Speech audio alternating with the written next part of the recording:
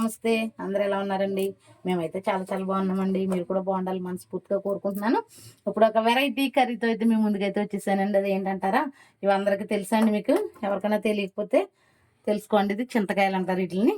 పచ్చి చింతకాయలు. నేను ఇప్పుడు పచ్చి చింతకాయ పులుపుతో కొర్రమీను కర్రీ అయితే చేస్తున్నాను. ఆల్రెడీ కొర్రమీను కర్రీ మా ఛానల్లో ఉంది. కాకపోతే చింతపండు పులుపుతో చేశాను. ఇది వచ్చేసి పచ్చి చింతకాయలు ఉడకబెట్టి చేస్తానండి. ఈ కర్రీ ఎలా చేస్తానో ఏంటో దాని ప్రాసెస్ ఏంటో చూసేసేయండి.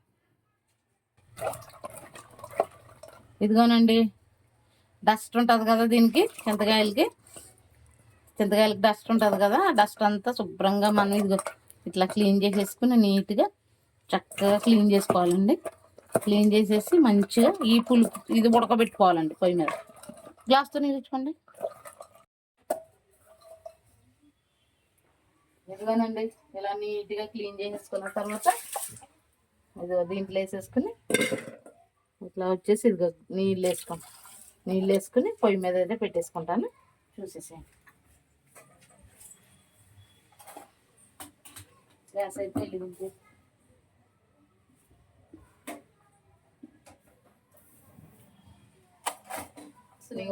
చెప్తాను చూడండి. ఇదిగో ఫిష్ అయితే నీట్గా కడిగేసుకుని ఉప్పు కారం అన్ని కలుపుకుని రెడీ చేసి పెట్టుకున్నాను. ఇది వచ్చేసి కొత్తిమీర, ఇది వచ్చేసి పచ్చిమిరపకాయలు, ఉల్లిపాయలు.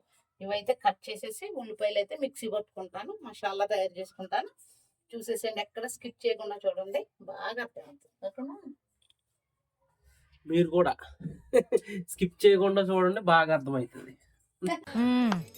సరిపోయారు ఇద్దరును, సాగుతుంది మీకు అలాగా. మిక్సీ పచ్చిమిరపకాయలు ఇలా చీరుకోవాలన్నమాట. ఇలా చీరుకుంటే టేస్ట్ బాగుంటది. ఇలా పొడవుగా చీరుకుని మరీ ముక్కల్లా కట్ చేస్తే చేయకూడదు. ఇలా చీరుకుని ఆదా పులుసులో ఉడికితే చాలా బాగుంటుంది. చెప్తుంటే తినేయాలనిపిస్తుంది నాకు. పెట్టేస్తా మళ్ళీ ఉల్లిపాయలు కోసేస్తుంది, కళ్ళు మండిపోతున్నాయి. నీకు అసలు మంటలేదా కళ్ళే? నాకు నువ్వు కోతుంటే నాకు మండుతున్నాయి కళ్ళు. ఏం తీసుకోవాలి? మిక్సీ ఇప్పుడు మిక్సీలో వేస్తావు ఉల్లిపాయలు, మసాలా కొంచెం జీలకర్ర అయితే వేస్తున్నాను. దీంట్లో వచ్చేసి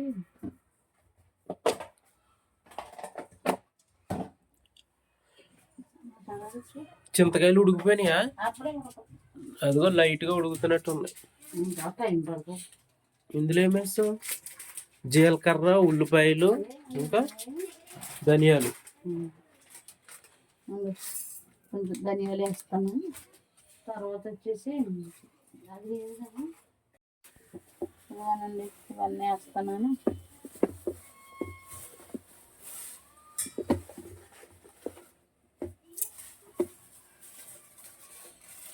దాని చెక్కలేదా? కింద ఉంటాయి చూడు, అందులో కవర్లో లాస్ట్ కి.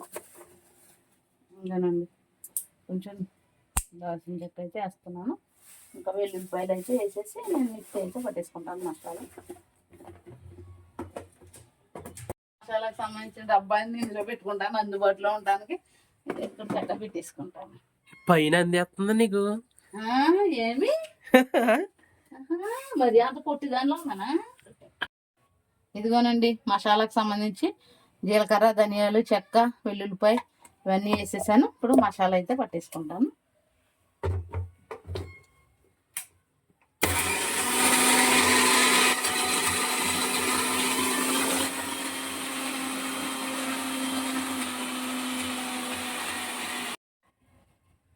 మెత్తగా అయిపోయింది. ఇంకా మెత్త కొడతావా? సరిపోతా? కొంచెం స్మెల్ వచ్చేసింది, మసాలా స్మెల్.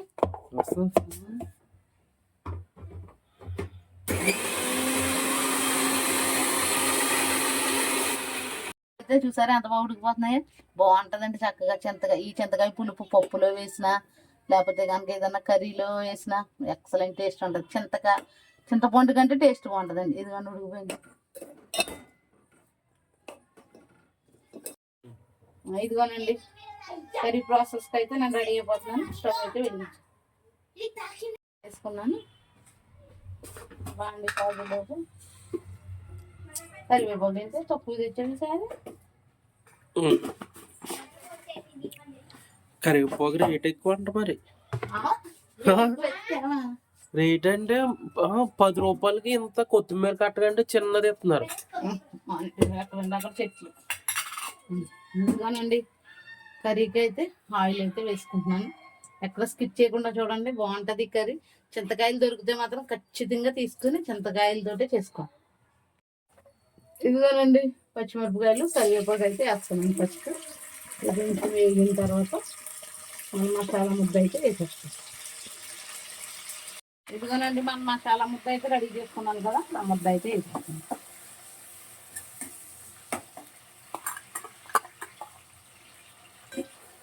అది స్మెల్ వస్తుంది.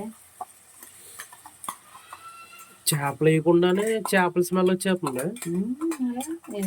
చూడండి. అందుకనే మీరు స్కిప్ చేయకుండా చూడండి, వీడియో బాగా అర్థమవుతుంది. మళ్ళీ ఇదైతే బాగా మగ్గుతుంది కదా, నేను కొంచెం సాల్ట్ అయితే వేసుకుంటున్నాను. మంచిగా ఒకవేళ కళ్ళుప్పు ఉంటే కళ్ళుప్పు కూడా వేసుకున్నా చాలా బాగుంటుంది చేపల్లో. నేను సాల్ట్ అయితే వేస్తున్నాను. కళ్ళుప్పు కూడా తెచ్చి పెట్టుకుంటాను కానీ సాల్ట్ వేస్తున్నాను. ఇది పసుపు అయితే వేస్తున్నాను. ఆల్రెడీ నేను పసుపు, ఉప్పు, కారం ఇవన్నీ కలిపి పెట్టుకున్నాను కదా, అందుకని కొంచెం తగ్గించి వేస్తాను. ఇదిగోనండి కారం అయితే వేస్తున్నాను. అందులో కొంచెం కారం ఉంది కదా, కొంచెం తగ్గించేస్తున్నాను. కారం ఎక్కువ ఉంటేనే చేపలు కూడా టేస్ట్గా ఉంటుంది. కొంచెం ఇంకో స్పూన్ కారం అందులో ఉన్నది కదా, ఇందులో ఈ ముక్కల్లో కలుపుకోవాలి. కారం అదే చేపల్లో కారం ఎక్కువ ఉంటేనే టేస్ట్ ఉంటది. అయినా పిల్లలు మళ్ళీ తినకపోతే అదే ఇబ్బంది. మంట ఉంటే అసలు తినవాళ్ళు, మనం తినేస్తాంలే, మరి పిల్లల కోసం కూడా చూడండి. ఇదిగోనండి మసాలా పట్టాను కదా మిక్సీ, ఆ మిక్సీలో కొన్ని నీళ్ళు అయితే ఇందులో వేస్తున్నాను. ఇదైతే మంచిగా బాగా ఇదంతా పచ్చిమిరపకాయలు ఈ మసాలా ముద్ద అన్ని చక్కగా ఉడికి అంతవరకు ఉంచుతానండి. చూడండి ఎంత బాగా కలర్ఫుల్గా ఉంది. ఇదిగోనండి కొత్తిమీర అయితే ఇలా రెడీ చేసి పెట్టేసుకున్నాను. తర్వాత వచ్చేసి ఇదిగోనండి కర్రీ చూసారా ఎంత బాగా ఉడికిపోతుందో. ఇప్పుడు నేను ఒక్కొక్క ముక్క పెట్టేస్తాను.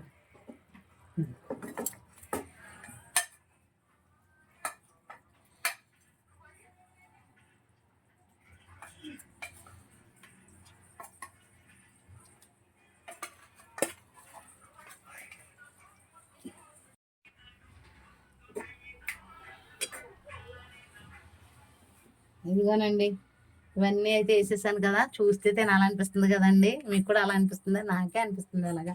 ఇది వేస్ట్ అవ్వకుండా ఏం చేస్తానంటే ఇందులోకి ఇప్పుడు ఆ చింతపండు పులుపు ఇందులోకి వేసేస్తాను అనమాట. వేసేసి ఇది కూడా వేస్తాను. చూడండి ఒక్కసారి దీన్ని అయితే పెట్టేద్దామండి కాసేపు. ఇదిగోనండి చింతపండు పులుపు అయితే చాలా వేడిగా ఉంది, నా చేతులు అయితే కాలుతున్నాయి, అయినా సరే చేస్తున్నాను. ఏది పిండి ఎత్తాను ఇక్కడ పిండినా పిండేసి కొంచెం నీళ్ళు తీసుకో కొన్ని ఉన్నాయి. అది వేడిగా ఉంది కదా, కొంచెం నేను బాగా పిసికేసి ఫిల్టర్ చేసి ఇస్తాను అంటున్నాడు. మరి అదే కదా, అందుకే మరి కొంచెం ఆడవాళ్ళు చేసే పనికి మగవాళ్ళు సపోర్ట్ చేయాలి. మరీ మీరు చెయ్యాలి ఖచ్చితంగా, అది చెయ్యి ఇది చెయ్యి అలా, అది చెయ్యి ఇది చెయ్యి అలా ఆర్డర్లు ఇస్తేనే కోపం వచ్చేస్తుంది. మంచిగా చెయ్యి అని మంచిగా అంత లేదు అలా కాదు. ఏదైనా చెయ్యాలన్నా కూడా మంచిగా అడగాలి చక్కగా, ఇది అది చేస్తే బాగుంటుంది అలా చేయాలి. ఆర్డర్లు వేసేసరికి ఏమవుతుంది అంటే చెయ్యాలని ఇంట్రెస్ట్ కూడా, కొట్టాలనిపించడం కాదులే కానీ చెయ్యాలని ఇంట్రెస్ట్ ఉండదు. చేసింది కూడా బాగుంది అని మంచి చక్కగా అన్నారు అనుకో, చాలా బాగుంది చాలా బాగా చేసామంటే ఇంకోటి చేయాలని బుద్ధి పుడుతుంది. అలాగ బిహేవ్ చేయాలి. మగోడు అనేసి భర్త అనేసి ఒక విధమైన ప్రతాపం చూపిస్తే క్లాస్ కాదు అని చెప్తున్నాను. ఎవరికైనా ఉపయోగపడతాయి ఈ మాటలు, మంచి మాటలు చెప్తున్నా. అంత లేదులే, క్లాస్ బిగితే నువ్వు ఒప్పుకునే రకం అమ్మ తల్లి. చాలులే. కర్రీ ఎలా ఉందో చూసేద్దామండి. ఇప్పుడు మన మూతి తొందరది చూడాలి కదా బాబు, ఎప్పుడు పెడతా ఇంకా కొంచెం పులుపు వేయాలి కదా. ఇప్పుడు నేను అది చేపలు కలిపాను కదా, అది వేస్ట్ అవ్వకుండా చూసారండి పులప ఎక్కువైపోద్దికినా చూద్దామా కొంచెం వేసి చూడు ఫస్ట్, తర్వాత ఏమి చూసినాక అప్పుడు వేసుకుందాం మళ్ళీ.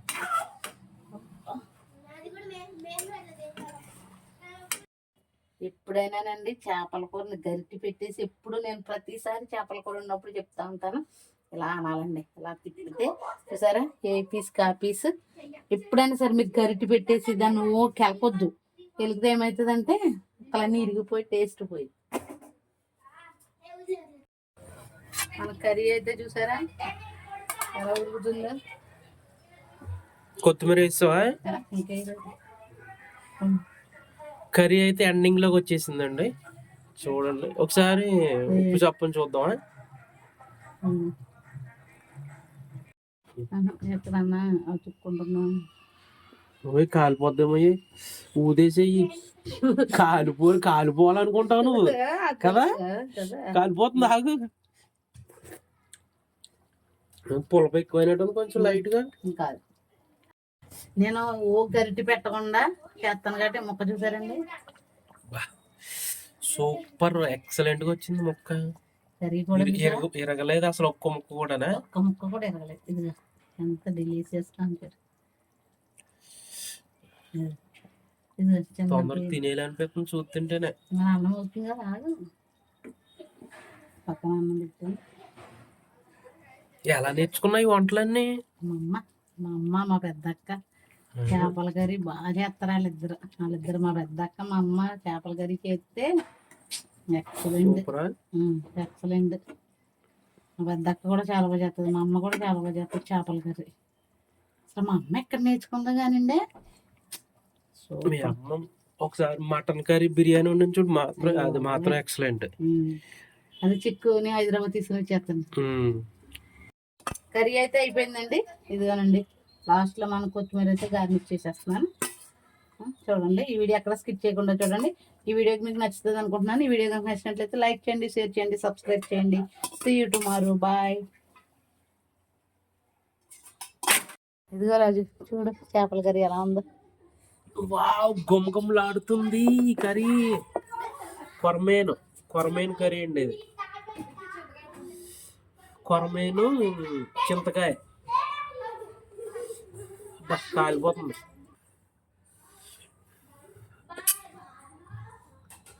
కొరమేను అయితే చూడండి, బాబా బాబా ఉడికిపోయి కాలిపోతుంది. పీస్ చూసారు ఎలా ఉడికిందో. చూడండి ఇదిగో.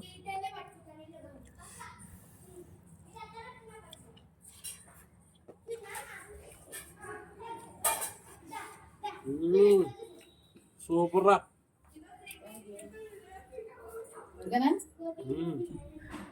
చాలా బాగుంది. ఉప్పు తక్కువైనట్టు సరిపోయి అన్నీ.